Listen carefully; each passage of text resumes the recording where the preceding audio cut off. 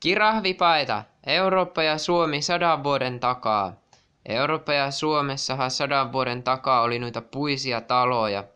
Ja siellä ihmiset käveli ulkona ja autot ajeli pieniä kinttupolkuja pitkin. Ne oli melkoisia kärryjä silloin ja usein liikuttiinkin hevosella.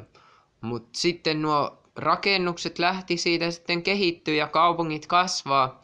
Ja tuossahan Saksakin, kun kaupungistui ja kehittyi, niin sodassa menetti paljon alueita ja rajoja, kasvoi välillä ja sitten kävi huonosti. Mutta Suomen rajat kutistui myös. Suomi selvisi sodista. Ja tuossa mun kirjassa on noista Suomen rajoista kuvia. Tuo on kiva lukea ja tuolta on osa jo lukenut.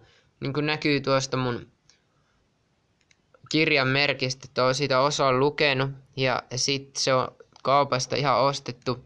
Ja ihmisillä oli tuollaisia erilaisia asuja ja sitten Karjalassakin lipulla liputettiin. Eli tuossa kirjassa on noita kuvia Karjalasta ja muualta sieltä seudulta, mistä sodassa voitettiin alueita ja myöskin mitä puolustettiin. Kiitoksia tämän videon katsomisesta.